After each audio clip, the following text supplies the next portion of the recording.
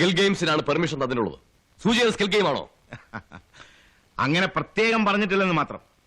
Skill games എന്ന് പറഞ്ഞാൽ അതിലെല്ലാം പെടും സർ. സൂചി എറിയുന്നതിന് പ്രത്യേക സ്കിൽ വേണം സർ.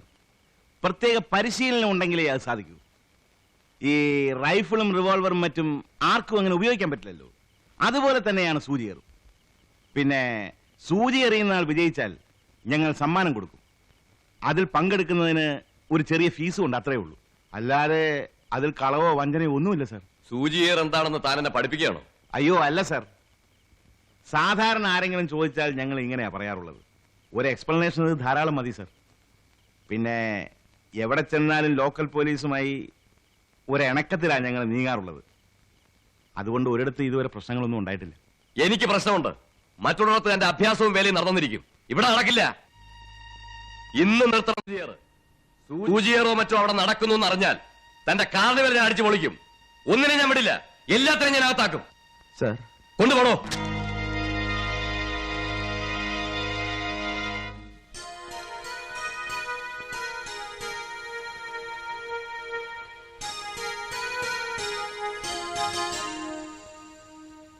ഇനിയിപ്പോ എന്ത് ചെയ്യും ജെയിംസേ? ആകെ പ്രശ്നമായല്ലോ. എന്തായി? സാർ എന്തു പറഞ്ഞു? ഒരു രക്ഷയില്ല. അടുക്കുന്നില്ലല്ലോ സാറേ. ഇനി എന്ത് ചെയ്യും? നിങ്ങൾ പറയേണ്ടതുപോലെ പറഞ്ഞോ? പറഞ്ഞു. എന്നിട്ട് രക്ഷയില്ല. സൂചിയർ ഗാംബ്ലിംഗ് ആണെന്ന്. ഇവിടുന്ന് 15 കിലോമീറ്റർ ദൂരം സർക്കാർ ജീപ്പിൽ പോയി നേരം പുലരുവോളം കാശ് വെച്ച് കളിക്കുന്ന ആള് തന്നെ ഇത് പറയണം. എന്നിട്ടെന്താ? ഇന്ന് എന്നെ നിർത്തണമെന്നാ പറഞ്ഞിരിക്കുന്നത്. അപ്പൊ നിർത്തിയേക്ക്. അയ്യോ സാറേ, ലക്ഷങ്ങൾ മുടക്കിയിരിക്കുക. റേഷൻ വാങ്ങാൻ വകയില്ലാത്ത ഇവിടുത്തെ പാവങ്ങളെ തന്റെ മുതൽ മുടക്കൽ ലാഭവും തിരിച്ചു തരണം എന്ന് പറയുന്നത് കുറച്ച് കടന്ന കയ്യാണ്ടോ? അങ്ങനെ പറയരുത് സാറേ. കുറെ കുടുംബങ്ങൾ ഇതുകൊണ്ട് ജീവിക്കുന്നതാ. അയാള് സമ്മതിച്ചാൽ സൂചി എറിയെ തലവുത്തേക്ക് എന്ത് വേണേ ചെയ്തു. ഓഫീസർമാര് പറയുന്ന പോലെ പ്രവർത്തിച്ചിരുന്നെങ്കിൽ ഈ നാട് എന്നേ നന്നായേനെ. ജെയിംസേ, നമ്മൾ എന്തെങ്കിലും ചെയ്തേ പറ്റൂ. ഇവിടുത്തെ ലോക്കൽ ആളല്ലേ ഭരതൻ, അയാളെ ഒന്ന് വിട്ടാലോ? അയാൾ പറഞ്ഞാൽ കുറെ കേൾക്കും. ഇവിടെ മുച്ചിട്ടും കളിച്ചു നടന്ന പാർട്ടിയല്ലേ. നടക്കുന്ന കാര്യമല്ലുണ്ട് പറബായി. ഒരു കാര്യം ചെയ്യേ, വായിപ്പിക്കോ, ഞാൻ ശരിയായിക്കൊള്ളാം.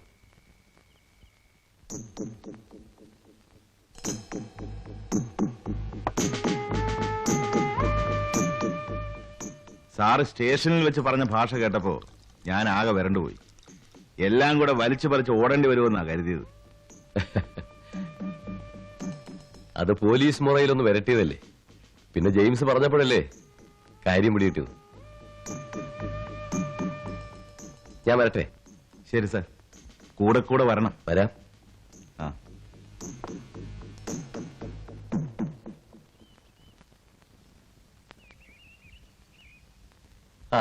സത്യത്തിൽ സാറ് വന്നപ്പോഴാണ് എല്ലാം നേരെയായത്.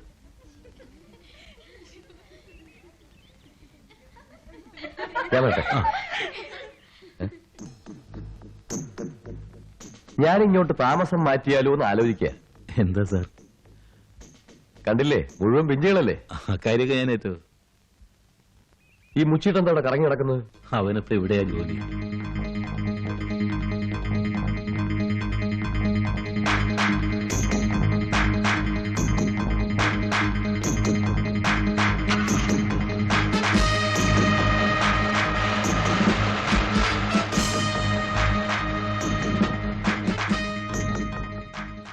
നിന്റെ കൂട്ടുകാരെ എനിക്കൊന്ന് ഒത്തുകിട്ടി. ശരിക്ക് ഞാനൊന്ന് പെരുമാറിയിട്ടുണ്ട്. ഇനി അവരെ എങ്ങാനും ആ പ്രദേശത്ത് കണ്ടുപോയാൽ അത് അവരുടെ അവസാനത്തെ കളിയായിരിക്കും. പറഞ്ഞില്ലത് വേണ്ട. നീ പോടാ. നിന്നെ ആരാടാ ഇപ്പൊ ഇങ്ങോട്ട് കെട്ടിയെടുത്തത്? ആരുടെ 16 അടിയന്തരത്തിനാടാ നീ വന്നത്? നിന്നെയൊക്കെ എന്തിനാടാ ശമ്പളം തന്ന് പോറ്റുന്നത്? ആ സമയത്ത് എന്റെ എരുമയെ വാങ്ങിച്ചു വളർത്തായിരുന്നല്ലോ. കുറച്ചു മുമ്പ് നീ എന്താടാ തെണ്ടി പറഞ്ഞത്? എന്റെ പിള്ളേരെ ഇതിനകത്ത് കണ്ടുപോകരുതെന്ന് അല്ലേ? കണ്ടുപോയി നീ എന്ത് ചെയ്യോടാ പുല്ലേ? അവരുടെ മേത്തങ്ങാന ഒരു തുള്ളി പൂഴി വീണു എന്ന് അറിഞ്ഞാലുണ്ടല്ലോ, പിന്നെ നിന്നെ വേലിപ്പത്തൽ പോലും കൊള്ളൂല. പൂളിക്കളയും ഞാൻ. ജീവിതകാലം മുഴുവൻ നീ വേഷം കെട്ടി നടക്കാമെന്ന് വിചാരിക്കണ്ട. എന്തെങ്കിലും ഊരുമല്ലോ, അപ്പൊ ഞാൻ കണ്ടോളാം. പോയിക്കോ, പോടാ. എടാ ലോപോ, താനെന്തിനാടോ പറയുന്നത്? ഞാൻ തന്നെയല്ലോ പറഞ്ഞത്, അയാളെയാ. അത് ശരി, അതാ ഞാൻ ഓർക്കുന്നത്. ഈ പാവം പിടിച്ച് എന്തിനാ സാറ് വഴക്ക് പറഞ്ഞു? മാന്യ മഹാജനങ്ങളെ, പ്രൊഫസർ സിദ്ധുവിന്റെ മഹത്തായ സർപ്പയജ്ഞം അനേകം സർപ്പയജ്ഞങ്ങൾ നടത്തി വേൾഡിലെന്നല്ല ഇന്ത്യയിൽ തന്നെ അനേകം മെഡലുകൾ വാരി കൂട്ടിയ ഒരാളാണ് പ്രൊഫസർ സിദ്ധു സിദ്ധു സിദ്ധു സിദ്ധു സിദ്ധു സിദ്ധു. പ്രിയപ്പെട്ടവരെ, മാന്യ മഹാജനങ്ങളെ, ഇതാ ഒരു പച്ച മനുഷ്യൻ ഒരു ചില്ലുകൂട്ടിൽ ഘോര സർപ്പങ്ങളുമായി കഴിഞ്ഞു കൂടുകയാണ്. ഹൃദയമുള്ളവർ കടന്നു വരൂ, കടന്നു വന്ന് ഞങ്ങളെ സഹായിക്കൂ. പ്രിയപ്പെട്ടവരെ, കടന്നു വരും മാന്യ മഹാജനങ്ങളെ. പ്രൊഫസർ സിദ്ധുവിന്റെ മഹത്തായ സർപ്പയജ്ഞം അനേക സർപ്പയജ്ഞങ്ങൾ നടത്തി ഇന്ത്യയിലെ എന്നല്ല ലോകത്തിലെ തന്നെ മെഡലുകൾ വാരി കൂട്ടിയ പ്രൊഫസർ സിദ്ധുവിന്റെ സർപ്പയജ്ഞം ഇതാ തുടരുകയാണ്. സിദ്ധു സിദ്ധു സിദ്ധു സിദ്ധു.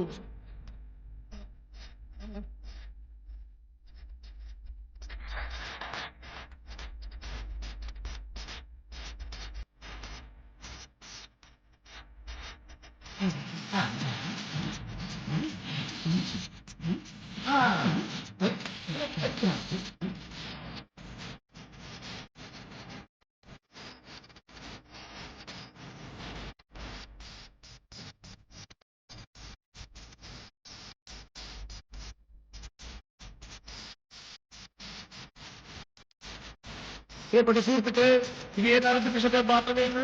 സമയപ്പെടാൻ എല്ലാവരും കൊടുക്കുകയാണ്. പ്രൊഫസർ സിദ്ധു ഇപ്പോൾ തന്നെ പുറത്തോട്ടിറക്കാൻ പോവുകയാണ്. ചേർത്തകളുടെ ഇടയിൽ നിന്നും അദ്ദേഹം ഇപ്പോൾ പുറത്തോട്ടിറക്കാൻ പോവുകയാണ്. നിങ്ങൾ തരുന്ന തുച്ഛമായ സംഭാവനയാണ് ഞങ്ങളുടെ മെച്ചമായ ആഹാരം. എന്തിനാ മടിക്കുന്നത്? ഇങ്ങോട്ട് ഇട്ടാട്ടെ. എന്തിനാ അത് കൈ വെച്ചിട്ട് ഇങ്ങോട്ട് ഇട്ടാട്ടെ? ഇതൊക്കെ പാമ്പിന് അരി മേടിക്കാനുള്ളതല്ലേ? ഇട്ടാട്ടെ ഇട്ടാട്ടെ. ആഹാരത്തിനുള്ളതല്ലേ? ഇട്ടാട്ടെ. അടലി, എട്ടടിമൂർക്കൻ, ശംഖുവരയൻ, കരിമൂർക്കൻ, രാജവെമ്പാല മുതലായ ഘോര സർപ്പങ്ങളുടെ ഇടയിൽ 14 മണിക്കൂറോളം സഹവസിച്ചതിന് ശേഷം പുറത്തോട്ടിറക്കാൻ പോകുന്ന പ്രൊഫസർ സിദ്ധുവിനെ എല്ലാവരും കൈയടിച്ച് സ്വീകരിക്കൂ.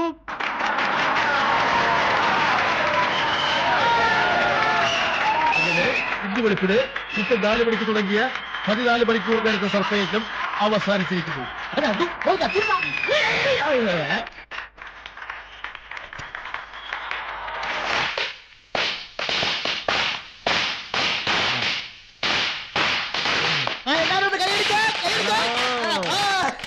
Hello, thank you. ഒരു മിനിറ്റ്. എന്താണ്?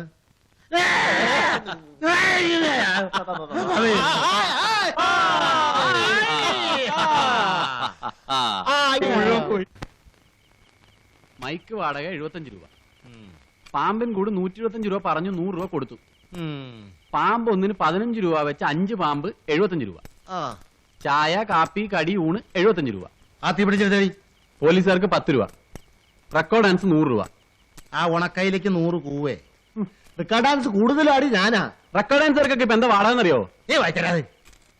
പടക്കം 15 രൂപ, പഴയ കോട്ട് മെഡൽ വാടക 15 രൂപ, ബസ് കൂലി 18 രൂപ 60 പൈസ, ആകെ ചെലവ് 508 രൂപ 60 പൈസ, വരവ് 356 രൂപ, കമ്പനി നഷ്ടം 152 രൂപ 60 പൈസ. പടക്കം 15 കുളുവ.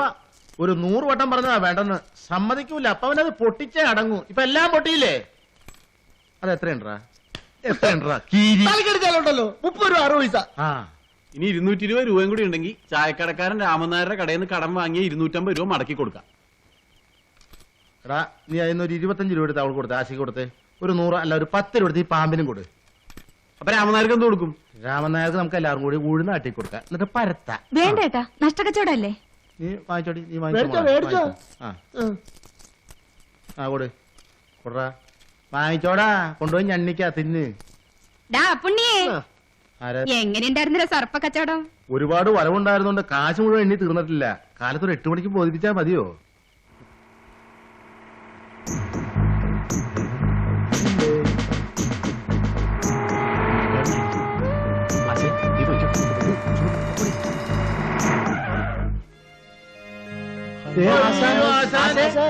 അയ്യോ, നമ്മള് പേടിച്ചു പോയല്ലേ. ഞാൻ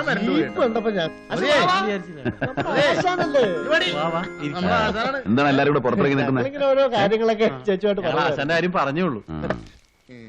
ആ SI കൂരിക്കാട് നിങ്ങൾ വല്ലതും ചെയ്തു? ഏയ്, ഒന്നും ചെയ്തില്ല. കള്ളം പറയുന്നു. അയാൾ എന്നോട് പറഞ്ഞല്ലോ. ആശാനെ, അയാൾ അന്ന് ഇവിടെ വന്ന് ആശാനുമായിട്ട് ഉടക്കി പോയില്ലേ? അതിന്റെ വൈരാഗ്യം ഉണ്ടായിരുന്നു അയാൾക്ക്. ആ സാരമില്ല, അത് പോട്ടെ. ഇതൊന്നാ പൊതിഞ്ഞു വെച്ചിരിക്കുന്നത്. അയാളൊന്നുമില്ല, മാർ. ആ, പുതിയ ജോലിയൊക്കെ എങ്ങനെയുണ്ട്? ആ, ഒരുപാട് വിഷയങ്ങൾ പറയാനുണ്ട്. ആദ്യം നിങ്ങളുടെ വിശേഷങ്ങൾ കേൾക്കട്ടെ. സുമതി, പോയിട്ട് 2 ഗ്ലാസും കുറച്ച് വെള്ളം എടുത്തുണ്ട്. ഓ, മുടി. പോടാ ചേക്കാ.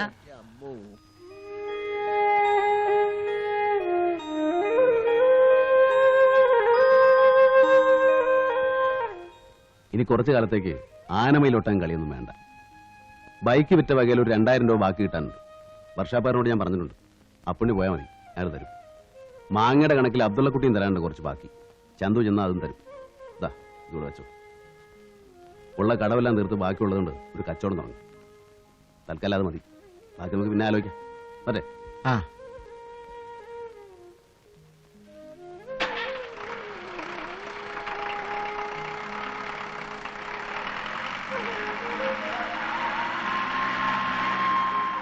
എന്താണ് കമലമ്മേ? ആ, ഇപ്പോഴാ ഒരു കാര്യം ഓർത്തു. ബൈക്കിൽ സർക്കിട്ടിന് നടക്കൂല, ബൈക്ക് വിറ്റുപോയി. ഇനി തരപ്പെടുമ്പോ ജീപ്പിലാവാം പോരെ? ആ ഡാ, കമലമ്മേ മറക്കരുത്. ഉള്ളതുപോലെ എന്തെങ്കിലും അവർക്കും. ശരി. വരട്ടെ.